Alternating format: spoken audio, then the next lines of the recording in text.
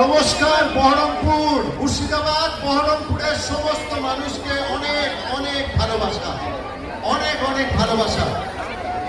মোহনমলে দ্বিতীয়বারের জন্য এলাম, প্রথমবার এসেছিলাম মেলা শুরুর জন্য।